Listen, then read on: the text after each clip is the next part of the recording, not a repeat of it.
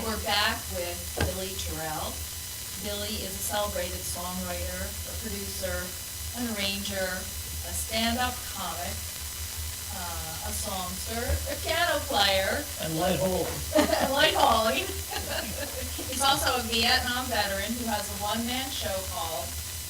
Show's called From the Brill to the Brink and Back. It's a retrospective of my 50 and now going into 52 years in the music business. I was a brill building writer during the heyday, and I named the show From the Brill to the Brink and Back because once I got signed, was officially in the business. I was writing in brill building 1650, and shortly after that, Vietnam War escalated, and I was drafted, sent, and I came back and started all over again, and took a while, but I got back in the brill building and started to have some success. So I thought it would be a good idea to call the show From the Brill to the Brink and Back, as it's basically what it is. There were many, many famous songwriters in the brill building. Well, it was the brill building's an interesting story. You're right, and most of the American songbook came out of the brill building. Yes. Later on, 1650 Broadway, a few blocks north, that became the rock and roll temple. I mean, for the younger music, the rock stuff. But in the early 60s. But the brill building really was where, Irving Berlin was in there, and you name it. And the interesting thing about the brill building is because Tin Pan Alley, which originally was down in the 20s, in Hell's Kitchen, 9th Avenue and 22nd and 28th Street. And they called it Tin Pan Alley because a lot of the songwriters in there, they had these upright pianos that were real tinny. And in the summertime, they didn't have air conditioning, and they would write all night. So the windows are open, and they were writing all night, and the local residents constantly called the police and said it sounds like they're banging on tin pans. So they called it Tin Pan Alley. And then later on, going into getting close to 1940, all the writers came uptown to the brill building. So the brill building really was Tin Pan Alley. And it was the hub of New York. Well, it's sad now because the building's sold and they're gutting it.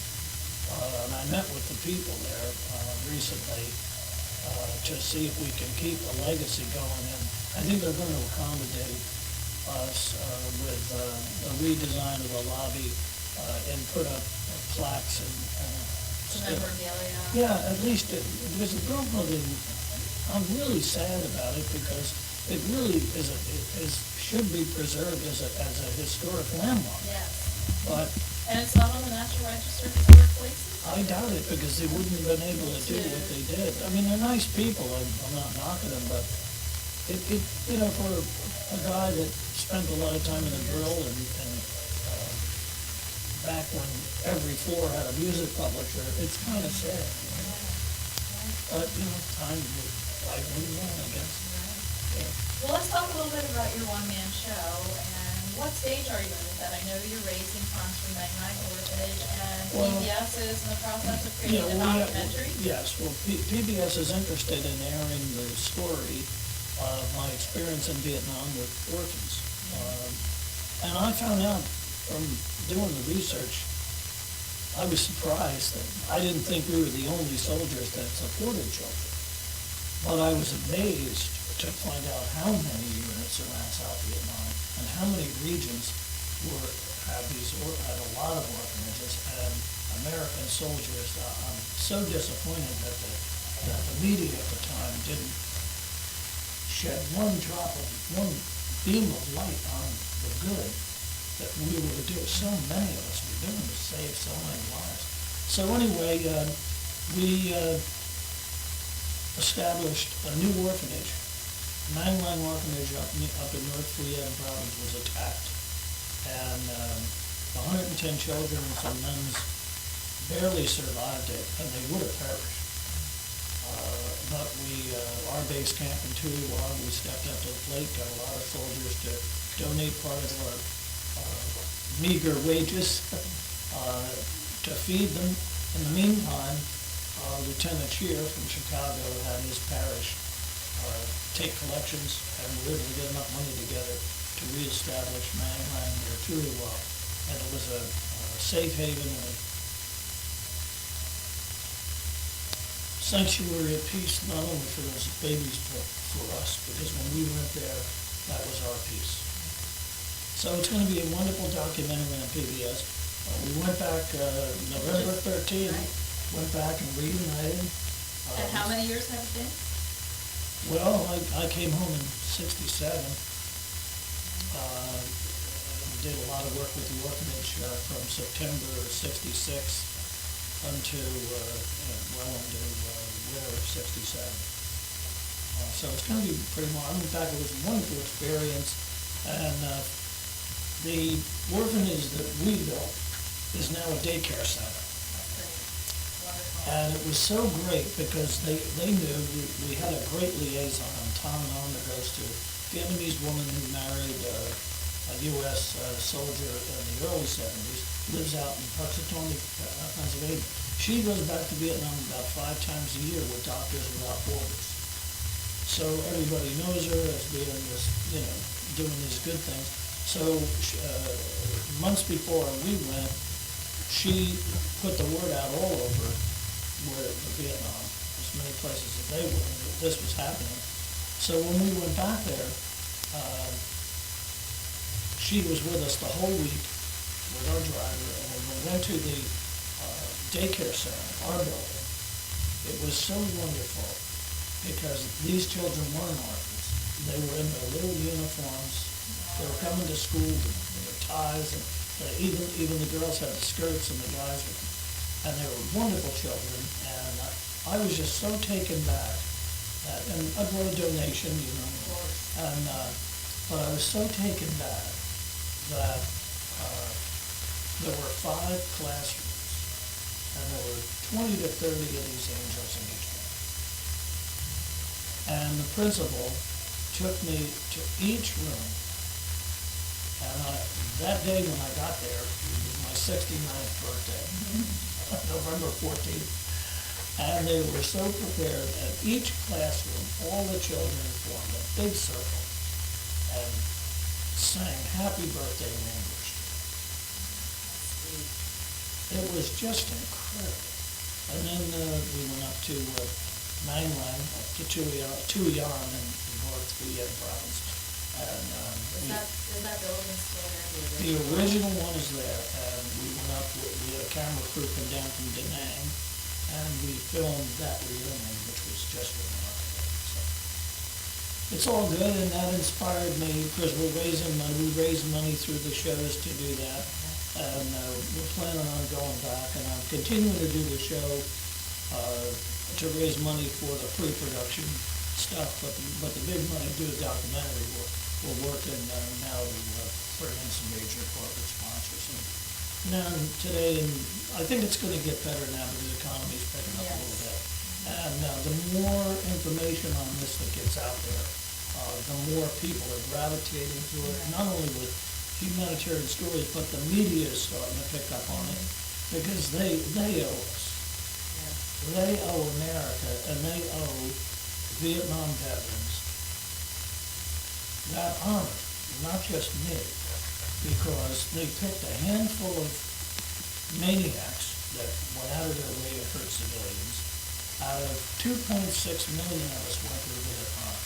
And I can tell you right now that the majority of the American soldiers, both men and women, the nurses were angels, the field nurses and the field hospitals never got their due, which I think is awful. And we're gonna shine a light on the field nurses too. So this does a few things. I want to interrupt for a minute. Please do. You had a very famous nurse. The show will be public domain. Nurse you back to health. Yes, well, Martha Ray, a marvelous comedian, actress for years, was actually a colonel. We called her Colonel Maggie, and she was in several of the hospitals. And when I was really in bad shape in Field and Not Trying, dying, as a matter of fact, Martha Ray was in my plan, and she helped me a lot because I was so weak. I couldn't. I went down to 89 pounds, and the doctors came by and said, "Fella, you're going to have to walk, because if you don't walk, you're not going to make it out of here, because your blood's just not. You got to get moving." And I was so weak. I said, "I can't do it." And God bless Colonel Maggie came by my bed one day, and she picked up on it, and she came by and she rubbed my head and she leaned over. She used profanity, which obviously I'm not going to do. She said, "Darn it, Truth, if you don't walk, you're going to die. And you little so-and-so, you're not dying on my watch." So she goes around, and I was like Gumby. I know what Gumby is today, I didn't know it then. And she put her arms around me, and she said, "Just relax." And she pulled me out of bed, and I was like this. I had nothing. No muscle tone or Nothing. anything, right? I couldn't pick up a spoon. Wow. And she made me stand on her feet and held me there. And for a few days in a row, she walked me down, back, put me back to bed 2-3 days in a row. And I started to recover. Good. And I believe that if it wasn't for Colonel Maggie, I probably would have died. So from the Brill to the Brink and back not only tells those stories, but there's a lot of music in it. You've seen the show. It's a great show. It really is a fun show, but it does the anecdotes of the Brill. It's like from the beginning of my show business career. I signed in '63, and then I ultimately signed with Counter Suture Records in '65. 2 months later, boom. Billy incorporates some wonderful old photos. Oh, yeah, vintage days, photos. And he also plays and sings. Yeah, I you play the know. piano and sing, and I've got some tracks that I do, but the interesting thing about the show is it's all relevant, and it follows the storyline. And I've gotten such a great response from it, and it's just a fun thing to do. It's very emotional.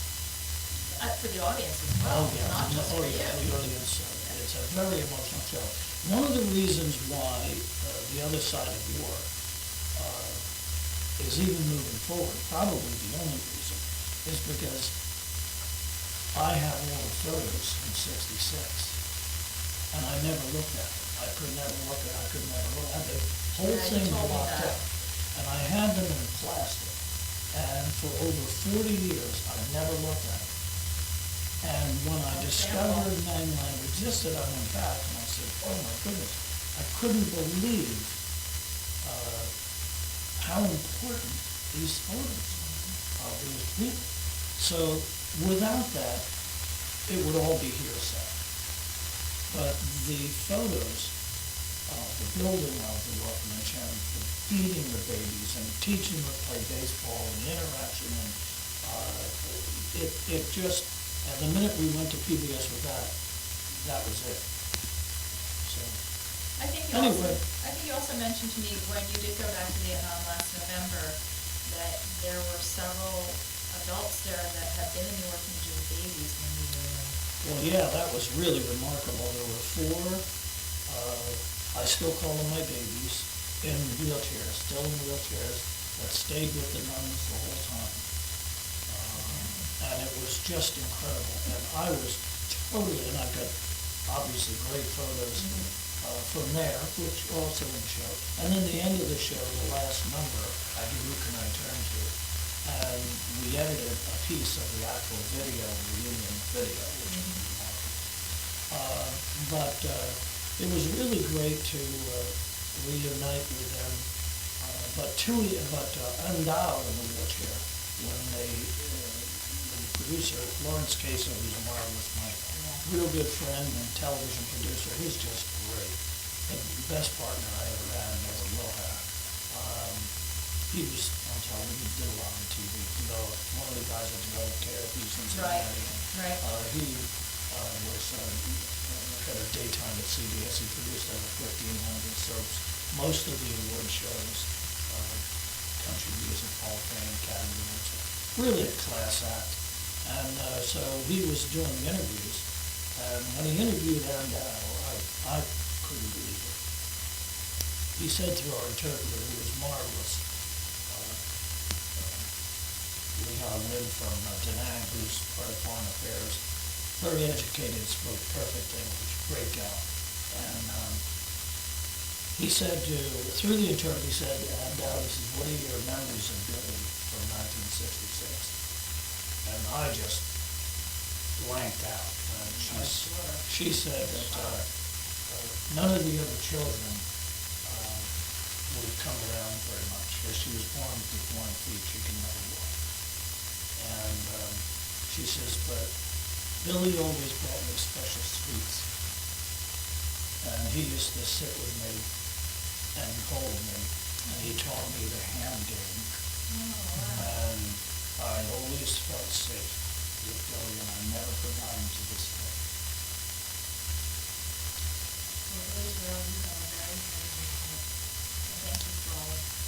Well, it was my privilege to serve, and at this point in time, after so many years,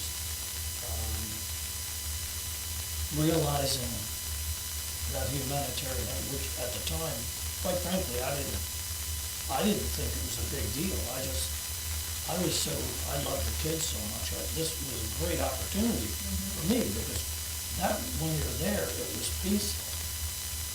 And providing that sanctuary and that food and seeing the results, and seeing after a few months how you show up and right away the kids go and get the makeshift baseball bat, and that's all they want. Once I taught them baseball, it's all they wanted to play is baseball. It was so great. Well, I think we're going to switch gears for a minute and put your music biz hat on, or are you going to We'll let a commercial break, and we'll be right back. My name is Karanda Jones. I'm the owner of Kiddie Academy of Mount Laurel, New Jersey. The 4 pillars of life essentials are developmentally appropriate curriculum, technology, health and fitness, and character education. They give great attention to each child, and my kids are happy at the end of the day. Academically, exposing them to the state curriculum early. He's getting the exposure with the alphabet and the numbers and reading and writing, so I'm really confident in him going to the next level. This year they did little pictures with the kids, and they made like popsicle sticks and made their own frames, and it had a little picture. They were holding a picture that said, "I love you, Daddy." And literally that morning I melted. Everybody's friends here. Yeah, it's not like he comes home every day crying about the bully. It's like everyone's buddies.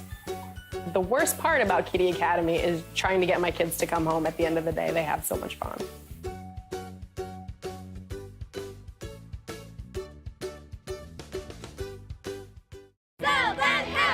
Let's meet the Glenn Kelly real estate team. And here's the quarterback, Glenn Kelly. All right, guys, we're going to be very aggressive with our clients. We're going to give them the best service, the best marketing, and we're going to give them the highest value for their homes. Hike and sell this house. Whether buying or selling, whether commercial or residential, no one can beat the Glenn Kelly real estate team. Here we go, Glenn Kelly, here we go. We invited women to bring their body washes to a spa and compare them to Dove body wash. This test paper shows just how different body washes can be. It amplifies how some can dry your skin more than others. Dove is different. Its breakthrough technology has a unique blend of gentle cleansers and nourishing Nutrient moisture. How soft does that feel? Dove Deeply Nourishing Body Wash. This is unique. This is different. This is care.